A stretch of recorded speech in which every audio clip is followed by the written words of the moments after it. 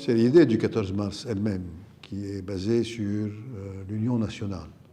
Et ce que nous avons appris du 14 mars et qui reste valable jusqu'à aujourd'hui, c'est qu'à chaque fois que les Libanais se rencontrent autour d'un espace commun, autour d'une surface commune, autour d'une revendication nationale et non pas communautaire, ils peuvent assurer des succès à leurs revendications. Cette union nationale a été créée pas à pas pour arriver au 14 mars.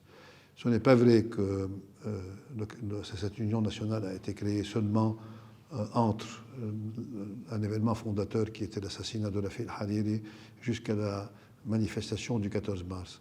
Bien en amont de tout ça, il y a eu un travail de fond qui a été réalisé.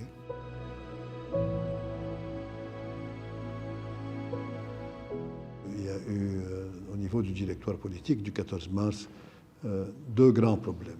Le premier problème, c'était la réduction de la politique en pouvoir, et le pouvoir en partis, et les partis en individus, et les individus en intérêts. Donc cette réduction, ce mouvement réducteur de la politique en individus et en pouvoir, allait enlever du 14 mars son esprit fondateur et la raison d'être du 14 mars pour lequel il était présent. Le deuxième problème était un problème extrinsèque au 14 mars. C'est que notre rêve, le 14 mars 2005, était de donner un modèle au Hezbollah pour que le Hezbollah puisse devenir comme le 14 mars, ou bien qu'il s'intègre dans le projet libanais. Après 17 ans, ce sont les partis du 14 mars qui veulent mimer, qui veulent singer le Hezbollah, croyant que ce que le Hezb est en train de faire en termes de directoire politique chiite assure les intérêts de sa communauté auprès de la République libanaise, pourquoi ne pas faire comme lui? Avec un directoire politique qui n'était pas rentré dans cette réduction politique, et avec un Hezb qui était complètement déchaîné après le retrait des troupes syriennes du pays. Premièrement, Hezbollah est rentré au gouvernement libanais pour la première fois depuis 1992, à partir de 2005. Avant, il n'était jamais représenté dans le gouvernement libanais. Et de deux, la guerre de 2006 a donné au Hezbollah la possibilité de faire un comeback, de faire un retour au niveau de la scène politique intérieure. Les assassinats politiques, la fragilisation de l'esprit même du 14 mars, la fragilisation de l'idée du 14 mars. Qu'est-ce que le Hezbollah était en train de dire? Que l'union nationale n'était pas une garantie pour la pérennité du pays.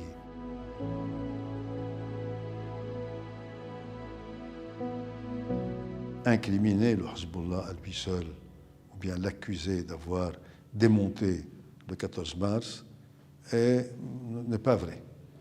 Il y a eu destruction du 14 mars à partir du 14 mars lui-même.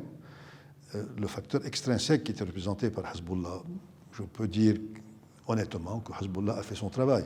Il savait très bien que cette union nationale qui avait eu lieu au 14 mars allait le cerner, allait le marginaliser, allait le mettre au banc des accusés, et allait de toute manière lui créer ou bien une opération de charme pour l'attirer au projet libanais, ou bien aller vers une confrontation avec lui. Dans les deux cas, il refusait. Et les deux, nous avons foiré dans ce sens. Lui a préféré son alliance avec l'Iran, et nous avons créé une opération de charme avec le Hezbollah qui est tombée à l'eau parce que c'était une erreur de jugement de notre part de savoir ou bien de croire que le Hezb avait une marge libanaise. Et d'un autre côté, la confrontation avec le Hezb était une confrontation entre une coalition civile représentée par des hommes et des femmes qui avaient des intérêts politiques ou bien de toute manière qui voulaient préserver leur mode de vie face à une machine de guerre, à une machine qui finalement était une machine aussi qui nous a tués et qui a liquidé des personnalités au Liban. Dans cet équilibre de force régional et dans l'équilibre de force intérieure, c'est le Hezb qui a remporté la bataille.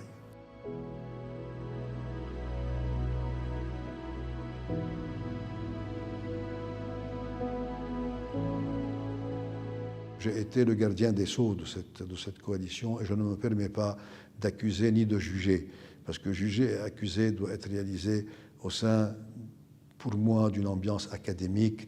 Un jour, il faut témoigner devant un tribunal international, il faut témoigner devant une grande université, qu'elle soit l'université libanaise ou bien une université étrangère, il faut donner des documents et il faut parler du 14 mars. Parce que cette nouvelle génération qui accuse ou bien qui facilite son accusation contre le 14 mars doit savoir qu'il y a des gens qui sont morts au sein du 14 mars pour les gens, pour d'autres. Normalement, les chefs politiques et les partis politiques ne meurent pas, ce sont leurs adhérents qui meurent. Le 14 mars est le seul mouvement national au Liban où ce sont les leaders d'opinion du 14 mars qui sont morts, qui ont été abattus pour sauver les adhérents du 14 mars. Et donc, au lieu de tuer les 14 marxistes, on a tué les leaders du 14 mars. Et ça, c'était une première. Il y a des gens qui sont morts pour cette idée. Et de deux, ce 14 mars a réalisé une chose extraordinaire. Oublions seulement le retrait des troupes syriennes du pays, mais pensons à une chose.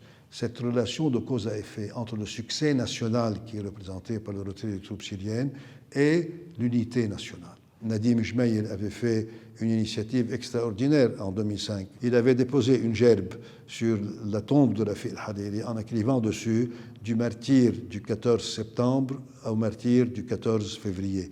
Donc il a uni le sang chrétien et le sang musulman dans une gerbe qui a été déposée sur la tombe de Rafi al-Hariri. C'est ça le 14 mars. Premièrement, il y a un ras-le-bol qui a été à l'origine du 17 octobre, qui est une révolution extrêmement intéressante à analyser et à voir et à scruter de près. Moi, personnellement, je n'y ai pas participé, ce sont mes enfants qui ont participé. Moi, je considère que je ne peux pas faire deux révolutions. J'en ai fait une. Dans une vie, on ne peut pas faire deux révolutions. Il est facile d'incriminer le 14 mars plutôt que d'incriminer le Hezbollah. Le 14 mars ne tue pas. Le 14 mars ne peut pas créer une déstabilisation dans le pays. Mais accuser le Hezbollah d'avoir avorté le 17 octobre est très rare. Alors que celui qui a vraiment avorté le 17 octobre, ce n'est pas le 14 mars, c'est le Hezbollah.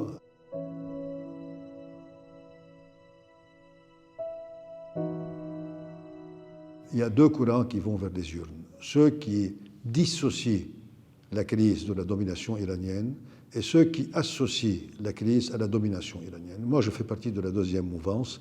Et de toute manière, on va essayer de créer un courant national autour de cette deuxième mouvance et de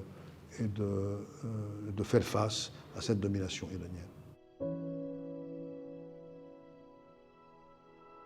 En sortant le jour du 14 mars, c'était un lundi, on a quitté la place des Martyrs vers 7h30 du soir et on est monté chez Walid Jumblat à Mokhtara. On était dans les Anges, aux Anges, pardon. Et je me rappelle qu'il y avait la télévision Al-Mustaqbal qui était à Mokhtara, qui nous recevait un à un et qui prenait des interviews. Puis nous sommes passés à table. La table de Walid Jumblat était riche, elle était riche de sentiments, elle était riche en hospitalité. Et nous avons parlé jusqu'à 3 heures du matin et nous avons parlé de la nécessité de faire basculer Émile Lahoud cette nuit-là.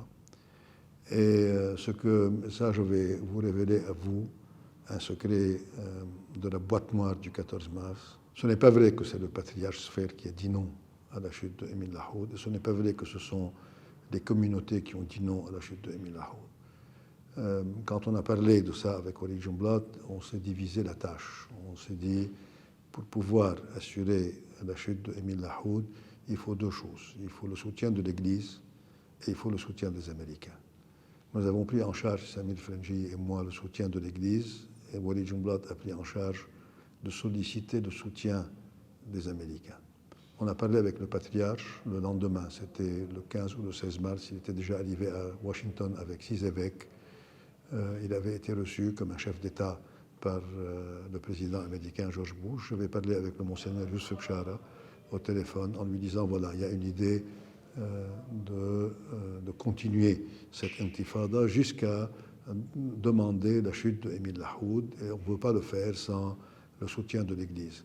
La réponse était, après concertation avec le patriarche Sfer, c'est que si cette démarche peut aboutir vraiment à l'élection d'un nouveau président, nous n'avons pas une objection mais si cette démarche va faire un clivage à l'intérieur du 14 mars, ou bien elle va mener à un clivage islamo-chrétien dans le pays ou de ce genre, à ce moment-là, non. Mais si vous êtes sûr, et nous vous faisons confiance, que cette démarche peut être en plus soutenue par les Américains, soutenue par les Arabes, pourquoi pas. Walid Jumblat, le 16 ou le 17 mars, va voir Omar Sleiman, qui était le chef des services de renseignement égyptien, qui lui, à sa part, va consulter les Américains. Je me rappelle que c'était la première fois qu'on avait entendu parler de ce domino effect. Omar Sleiman avait dit que la chute d'un président arabe dans une capitale arabe allait créer un domino effect dans la région qu'il ne fallait pas toucher à Émile Lahoud. Immédiatement, Feldman avait parlé election on time. Election on time, ça veut dire faire des élections législatives, suite auxquelles il peut y avoir un changement au niveau présidentiel.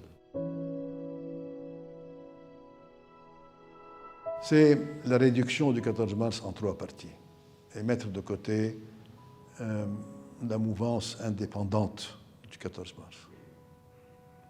Nous avons essayé au sein du secrétariat général de donner la possibilité à créer une plateforme pour les indépendants du 14 mars au sein du secrétariat général. De toute manière, dans ce secrétariat général qui faisait partie de cette fameuse boîte noire, toute la littérature politique du 14 mars. Et là, je voudrais demander aux jeunes de la lire.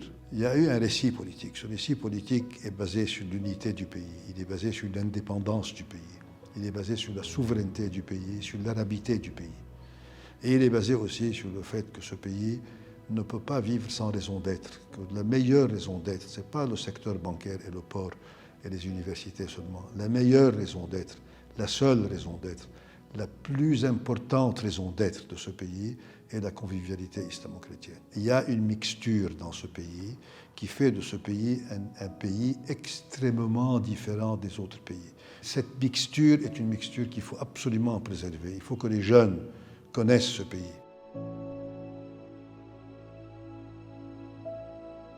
La gestion de l'idée.